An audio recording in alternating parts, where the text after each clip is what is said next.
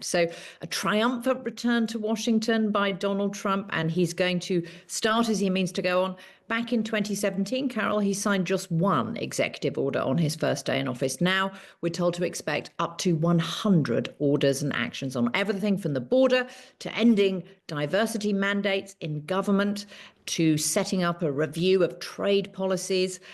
It's all going to be coming in the next few hours.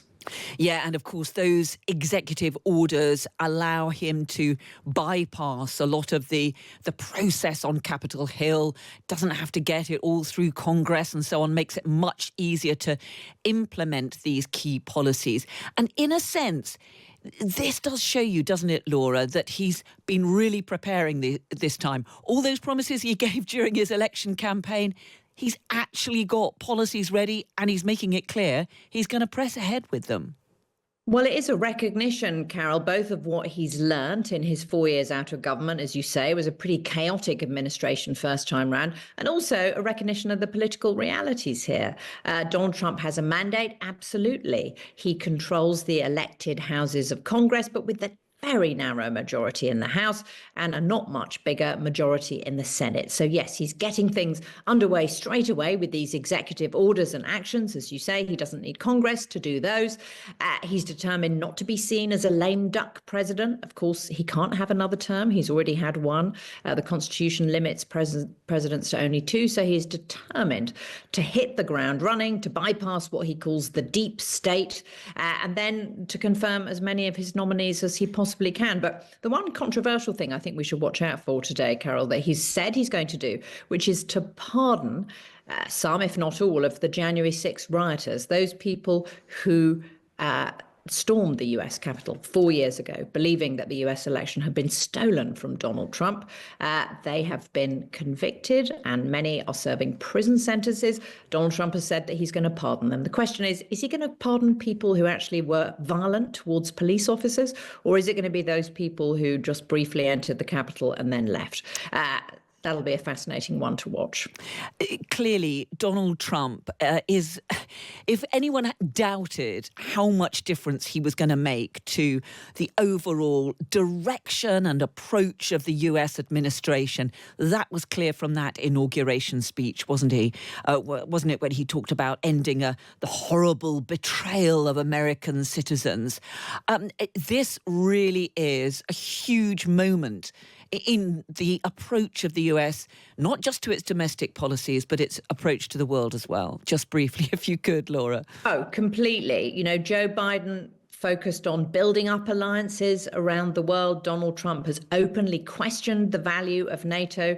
He's talking about wanting to take Greenland and the Panama Canal. It's an America first vision. So what that means in practice, we'll see. But he already said in that speech, we're going to take the Panama Canal. What does this mean for Ukraine? We'll have to wait and see. Laura, good to have you back with us. Great to be with you again, Carol. Some of that atmosphere, that excitement, which was perhaps a little bit muted in the formality of the inauguration ceremony, is certainly unfolding at the arena tonight. It certainly is. And remember, Carol, these are Mr. Trump's most devoted supporters who had come all the way to Washington, hoping to see him being sworn in person at an outdoor inauguration ceremony. But it's so perishing cold here in the Northeast that ceremony was moved indoors to the rotunda. So this is a huge celebration for his supporters who didn't get to see him sworn in person. So there are march Carol, there are cheerleaders. The entire Trump family is up on stage, and you could just see how fond the supporters are of Mr. Trump, because every time you get, Laura Trump up on screen or Ivanka, there are huge cheers, and they're awaiting. We're told that quite soon he's going to start signing the first of those 100 or so executive orders and actions, taking decisive action early in his presidency. Laura, you've been reporting from the United States for decades. We've never seen, have we, before, executive orders being signed in a big auditorium with thousands of people watching like this before, have we? I mean, usually it's a formal process in the White House.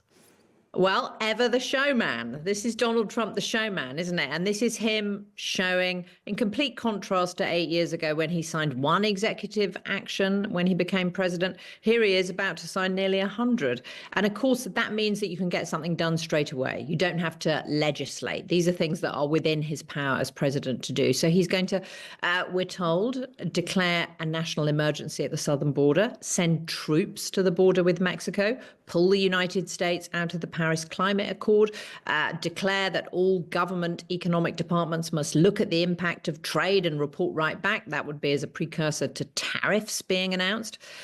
He's going to declare that the US government only recognizes male and female sexes.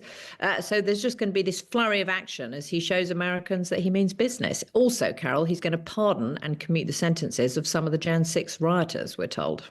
Yeah, and what it means, or what we're seeing unfolding, is Donald Trump ready to go to actually enact all those key messages, slogans and pledges he made during his election campaign, making it clear those weren't just slogans to get him elected. He's serious about doing this stuff, and he's going to get cracking literally within hours of taking the inauguration oath. Well, that's right, Carol, because remember, he didn't get as much done in his first term as he wanted to, didn't build that wall with Mexico. And this time he's got more slender majorities in the House of Representatives, particularly, and the Senate. So it's going to be tough for him once the glow wears off. So he's determined to get cracking. He doesn't want to be a lame duck president. Typically, you become a lame duck definitely after the midterm elections, which will be in the fall of next year. But, it is interesting, Carol, he's pulled his punches a bit. There's not going to be an executive order immediately imposing 25% tariffs on Mexico and Canada and 60% on China. And Wall Street, by the way, is already soaring in pre-market trading on the news. Instead, what we're getting is federal agencies will be instructed to study trade policies and recommend action. So much more kind of bureaucratic. So he's already coming up against the realities of governing. Yeah, we're seeing at that inauguration parade some campaigners holding up big signs supporting the remaining hostages being held in Gaza. Bring them home, are the messages that they are brandishing as the introductory speeches get underway. We didn't get any details on any of that, and there weren't too many details on any of those foreign policy issues, apart from that general pledge to end wars and to be a peacemaker.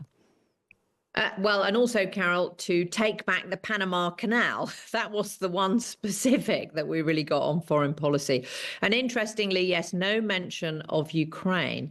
President Trump did take credit for that ceasefire deal in Israel. And of course, that's something that the Biden administration very much spent months negotiating, but it was undoubtedly President Trump who got it over the line by saying there would be hell to pay if there wasn't a ceasefire by January the 20th when he was inaugurated. But we know that this is someone who doesn't have the same regard for alliances as previous American presidents. He's skeptical of NATO. He wants NATO countries to pay their share. He's already upset Denmark by saying that he'd like to take Greenland. It's unclear really what any of this means in practice, but it was interesting, Carol, to see that, a top Chinese official there at the inauguration. What will his relationship really be with China? He's already decided, having been the architect of the idea of banning TikTok, that he actually doesn't really want to do it. So the app, which went dark, is now back online, at least briefly. So again, his instincts, which are to please people, to be a strong man, to be popular, to get things done. Now he's got to govern in prose, where he was able to campaign in his very specific version of poetry. And we'll see what it looks like this time around. Laura Trevelyan, thank you so much for joining us from the US tonight. It's been great to have you with us. Thank you. Thanks, Carol.